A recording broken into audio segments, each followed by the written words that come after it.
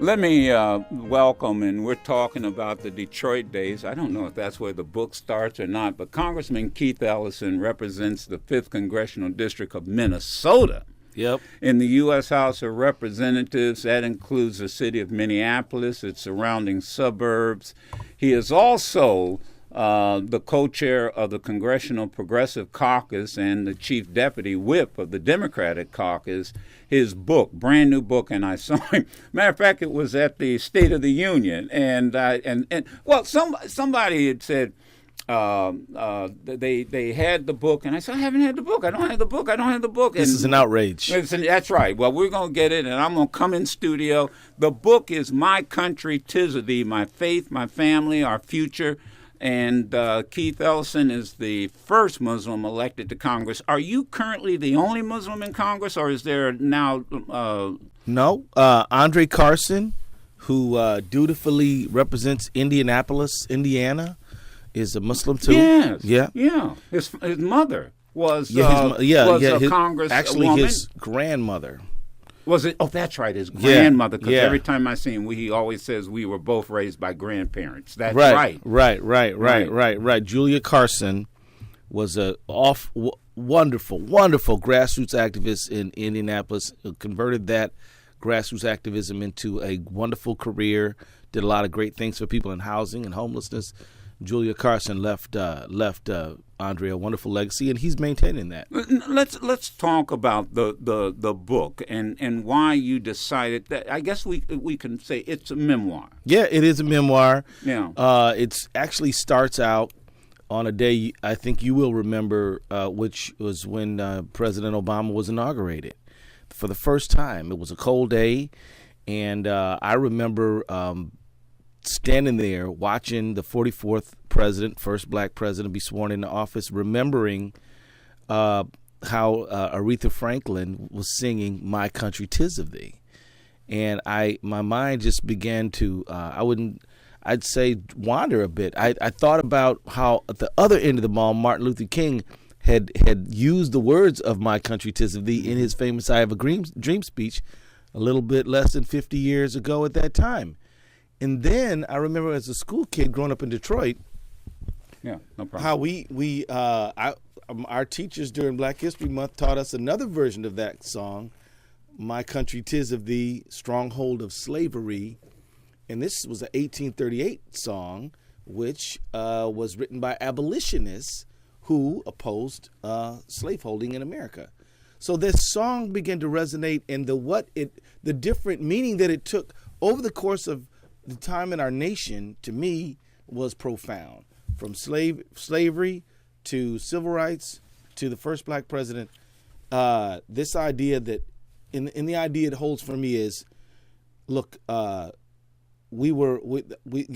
country is not and was not founded as the sweet land of liberty, but we have been striving to make it that, and we are on a road to make it that.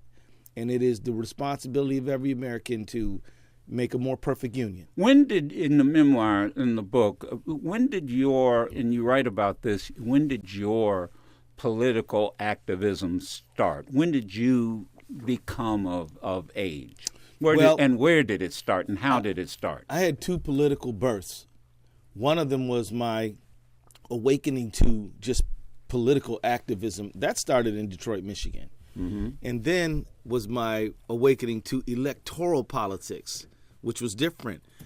My parents, one is from Louisiana, the other's from Georgia. They talked about civil rights. Now, were they Muslims? No, they weren't, but they were amazingly tolerant and inclusive. My father was sort of agnostic. All right. He was sort of a Christian by default. Mm-hmm. And my mom was a very active Catholic and was one of those, she sent us to Catholic school. Yeah. Okay. I went to University of Detroit High School, which is an all-boys Catholic high school in Detroit. Right. And so that's sort of the orientation I had. And so I went in, even my high school, the slogan or the saying was "Men for Others."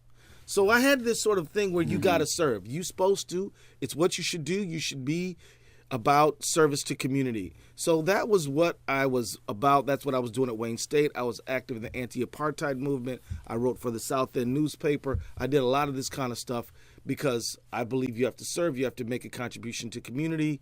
But I always was reluctant to invest hope in electoral politics. Now let's the electoral process. I don't want to give away everything in the book. Right. You got to get folks to go buy it. Right. But how does one from Detroit end up in Minneapolis?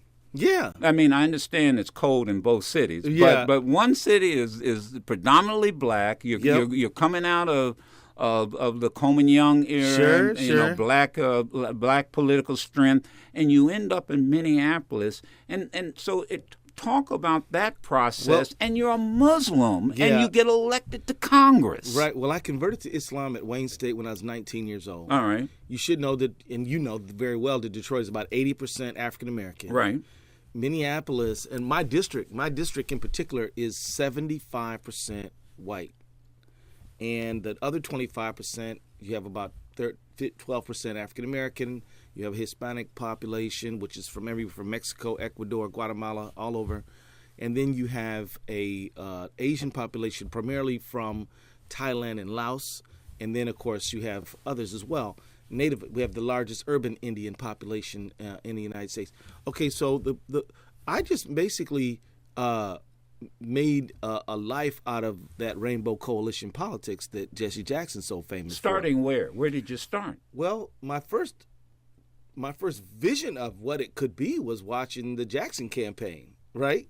In 84, Jesse 88. Jackson. Yeah. Okay, all right. But we actually, if you wanted to but Minneapolis is a town where Hubert H. Humphrey was the mayor. Right. So in 1947, he says in front of the Democratic Convention, no, we have to leave the dark night of segregation into the bright light of integration. And Strom Thurmond and them walked out and created the Dixiecrats. Right, and that's Minneapolis. Right. See, that's Minneapolis.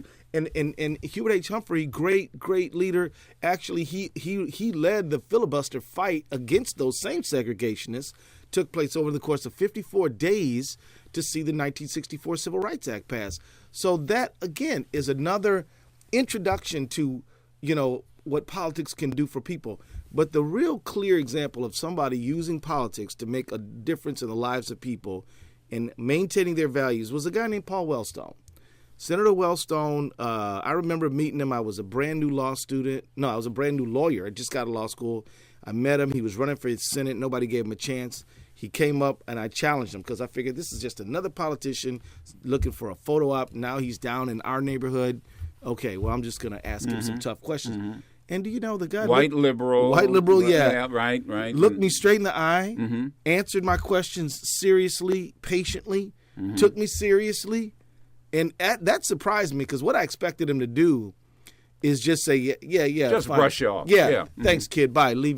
Get rid of this guy. So, but he didn't do that. He actually was interested. And then he had this slogan, everybody does better when everybody does better. Everyone does better when everyone does better. Meaning that when any individual does better, it helps all of us do better. So we should invest in all of our community, poor, people of color, gay, straight, whatever. We don't leave people out.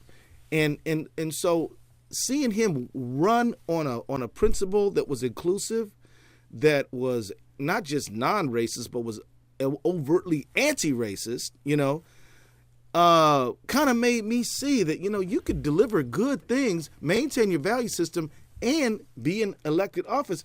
And when he stood up and opposed the war in Iraq and risked his whole election on that, I was kind of a believer that we need people in office who will stand up for right but you're things. Still an African American. Yeah. You're still a Muslim. Yeah. You're in a district that's 75% white. Yeah. What was the biggest obstacle that you had to overcome? And how close was your initial congressional election? Well, it's a very Democratic area, so the real election was the primary. The primary. And you were running how many in the primary? There was a bunch of them. It was a highly contested primary. And I can tell you this, in the primary, it was rough. It was a real battle.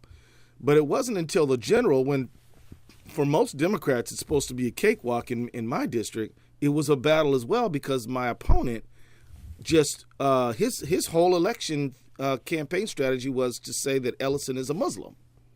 And I'm like, yeah, I am a Muslim. Well, did you know he was a Muslim? He's a Muslim, you know. He is a Muslim. So this is what my Republican opponent, his whole campaign was just race, was a religious bigotry. Now, how did you overcome that? You know what? During that I stayed in a lot of prayer and meditation, and I worked very, very hard. And I just reached out to the people on the basis of what we all share. I'm like, he's talking about my religion. I'm talking about jobs. I'm talking about getting us out of Iraq. I'm talking about promoting diplomacy as America relates to the rest of the world, as opposed to, building up this super duper military that's bigger than the next 14 countries combined. I'm talking about raising the minimum wage, and I'm talking about paid sick leave, and I'm talking about environmental sustainability. And he wants to talk about my religion. So I just stayed focused on that. And said, look, I believe in inclusion. I believe in religious diversity. I believe you ought to be able to marry whoever you want. That's your personal business. And these things resonated with people from diverse backgrounds. They said, you know what? I don't care what the guy's religion is or his race. I think he's better than that guy. And so credit to the people of the 5th Congressional District who did not let themselves be distracted by things that really shouldn't be the determining factor in a voting decision. So now, was Congress your first office you ran for? Nope. I was a state legislator for 2 terms, and in those 2 terms, I worked on protecting kids from lead exposure, because that was a big deal for me. So everything was issue oriented. Yeah. You didn't hide your religion. Never. But you didn't focus on your religion. But still your opponents, don't. but you say still don't. But you don't. And right. I know when we meet, it's always some rally, some issue. Right. It's not. But then. So how are you treated in Congress? Because, man, it seems like it's, if you're a Muslim, and it's like you've got a stamp on your forehead. Yeah. And so how do you treat that in your book? Well, let me tell you, Joe, the good news is that most of the ugly behavior that I have to deal with is rare. I mean, to be perfectly honest, it's amazing and unusual and offensive because it doesn't happen every day. Okay. When I first got to Congress, and it certainly doesn't happen on the floor of Congress. Well, no, not really. Not directly. Not directly. Yeah. But it has. Yeah. But it usually doesn't. Uh-huh. So, for example, a guy named Alan West from Florida got up and said that no Muslim should be in Congress. And he's directing that at you. Yeah. Right. And directly at me. Yeah. And also called me a communist. Yeah. And now, of course, he's not in Congress. Well, because why? His district got redistricted, and he had people there who didn't think who wanted their congressperson to work on their behalf, not just toss hate at other people. The book is My Country, 'Tis of Thee.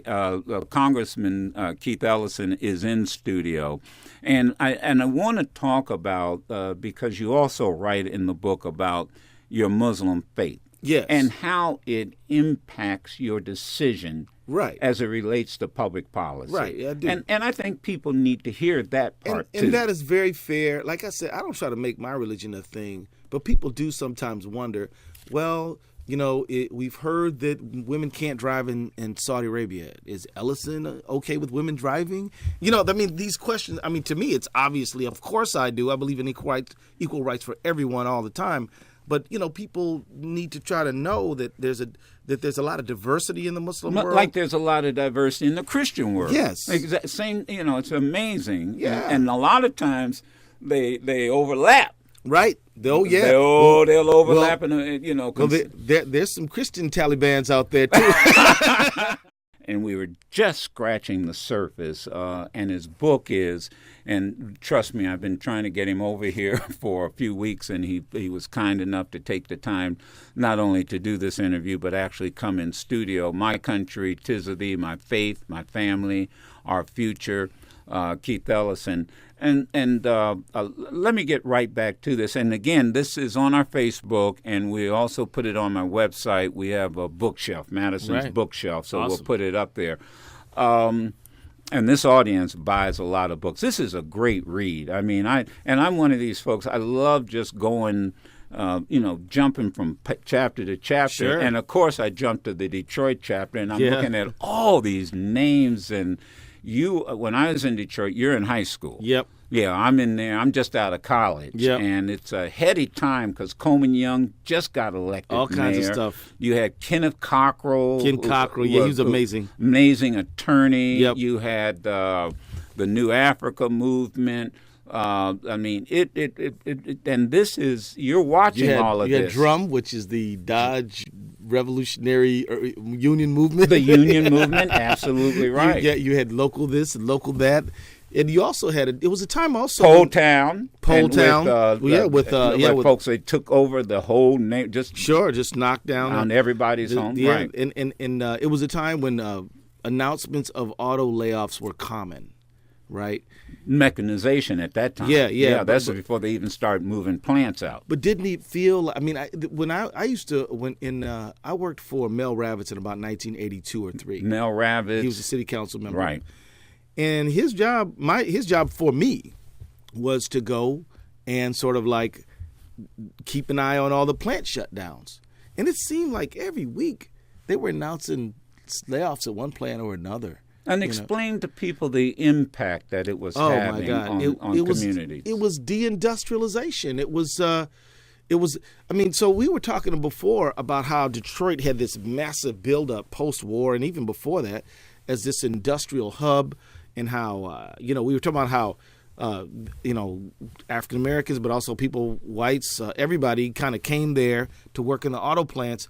But in this period of time, 70s, 80s, was population loss, was suburbanization, was plant shutdowns, and it was literally devastating the community. Mm-hmm. Mm-hmm. And people who you could make a good salary on a less than a high school education in Detroit, and have a brick home with a yard, front, back, right? Good health insurance. Yep. Barbecuing, good enough food, and a retirement plan. And a retirement plan, good public schools. Yep. You could expect 9 yards. You could expect your kids to go to college. John Conyers always talks about his, and here he is 80-something. His father was one of the UAW original black organizers. Sure was. And his father, and he said, my father on an automotive salary put 2 boys through college. Sure did. One turned out to be a congressman. The other one turned out to be an entrepreneur Ford dealership. Yeah, we all know about Ford dealerships at Nate Conyers. And Nate Conyers, right. Yeah, and so, this was the Detroit that we grew up into. A lot of activity, but a lot of fear. I remember Bill Bonds was like the major anchor in town. He was the Bill O'Reilly of Detroit. No, but he actually challenged. You weren't there when I don't think. But he challenged Coleman Young to a boxing match. I don't remember that. Oh yeah, you might have gone off to Minnesota by that. But I could tell you. He was the But main he occupied a lot of space. Yes. And he said, I remember he said, or it was at least attributed to him, that, hey, last one out of Detroit, turn off the lights, right. Kind of thing. And so it really devastated the city. And, I ended up moving myself. I love the home of my place of my birth. My hometown now is Minneapolis. But when I went to law school at University of Minnesota, just the ability to feed my family, my young family as a young lawyer, was a very big difference, and so the opportunities were where I sought out where the opportunity was. Talk to us about what's going on, and you do mention this again in the book. Mm-hmm. What's going on in Congress now? I mean, in your honest opinion, you've been there a while now. What's going on? Very succinctly, what is going on now is some money-rich individuals, billionaires, have invested massive amounts of money in like think tanks and also just PACs. They have recruited and retained people who will do their bidding, and those people are willing to go all the way to the wall to pursue that agenda. And when you say all the way to the wall, shut down the government. Okay, shut the down average person listening, what does that mean? That means shut down the government. That means cut people off unemployment insurance ever since December 28th. That means cut food stamps. That means cut investments in the national, the National Endowment for Health and so National Endowment for the Arts. How do you, as a progressive congressman, and again, how do you counter that? Because and your colleague Jim Clyburn points out, it's all arithmetic. It's all math. Yeah, it's all math. Clyburn's a wonderful mentor and colleague of mine. But I mean, there's really only one solution, and that is organize and push back. See, because our superior numbers will defeat their superior dollars, but we've got to organize our numbers. So that's one of the reasons why I wrote the book, and one of the reasons why I'm such a big fan of your show, because, we're getting the people aware of what's going on. I can't tell you how many people I run into who will say things to me like, oh, well, how come y'all can't get along in Congress? I say, it's not that we can't get along. It's that we got people who do not believe government has a role to play in the lives of people. They don't believe in the transportation infrastructure. They don't believe in the minimum wage. They don't believe in government regulation. They believe lower taxes, smaller government, because that means they get more money and they don't have any accountability. Did they believe in government when that bridge in your state fell and people were killed? Did the attitude change? Well, yeah, it changed suddenly. I also believed in it when they were in a financial free fall in 2008, and they needed Hank Paulson, who was the Treasury Secretary, to go save them from themselves when we had this massive bailout. They believed in it then. Right. But they don't believe in bailing out the average homeowner who also got hit. They don't believe in bailing out the unemployed who are in crisis. They don't believe in doing anything for people who've been victims of gun violence. What I'm saying is, if you go back, this is before your time or mine, Joe. It's if you go back to the 1950s, people who supported Barry Goldwater's campaign in a book called Conscience of a Conservative, they said in that very book, that I do not mean to pass more laws. I mean to repeal them. I do not mean to improve government or make it more efficient. I meant to reduce its size. These people are anti-government because if you have a government regulator that says you cannot pollute the water, you must not sell bad meat, you best not sell a bad mortgage that'll ruin somebody's financial life, they're like, that's job-killing regulation, and they don't want no part of that. And they were doing it on the House floor yesterday, trying to destroy the Consumer Products Financial Bureau. Now, what does that entail? What do you it sounds like they're taking the consumer out of the protection. Right. Well, like yesterday on the House floor, all right, they had a bill to dismantle the consumer agency that was set up during Dodd-Frank, the last financial Wall Street reform bill, to protect consumers. This is an agency that has saved consumers over $3 billion and has saved veterans money. These payday lenders will set up right outside the Army base to go rip off these young soldiers, right? Well, this agency fights them back and protects these young soldiers' money because they only make about $17,000. I know that because my little son is active duty military, 19 years old. And so my point is they don't want that. They want the big banks to do whatever they want. They want they want to just let the consumer be like a Thanksgiving turkey and everybody just takes a slice. It's and so we're fighting them yesterday because they don't want accountability, but whenever the public coffers they can take some money out of it, they want it. Barry Goldwater, by the way. 2 minutes left. Barry Goldwater, by the way, his family made a fortune because of government support in Arizona, whether it be water or whether it be protecting them from. That's how he made his. That's money. how they made a lot of money, and so, but all these big fortunes have a government dollar at the bottom of it. But these people want to climb up the ladder of opportunity, then pull it up for the rest of us. Yeah. So we've got. So that's what's going on in Congress. I tell people. We could work out all our problems if we just capitulated to these bullies, but we're not going to do that. So you be ready to buckle up your seatbelt, So what do you want folk to the message? America's worth fighting for. America, the American dream that if you work hard, you can make it, and that everyone, liberty and justice for all, should have a shot at that dream. And that it is imperiled by people who want to divide us based on race, religion, whatever. We have to come together as a nation and have this value that equal opportunity for all, liberty and justice for all should be what we fight for. We should never quit, and we should never expect it to be handed over, and we cannot take it for granted. Neither one of us were able to make it yesterday to the White House. Right.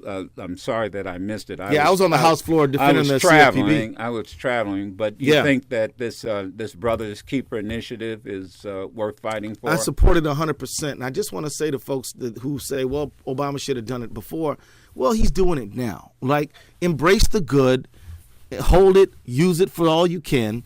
The president is sincere and dedicated. He and I think that I'm happy the president's doing this. I think people should gather around it and make the most of it.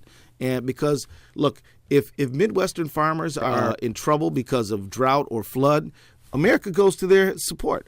But what about young African American and Latino men who are finding it very difficult to get jobs and education? America should go to their support too, because in America we should support each other.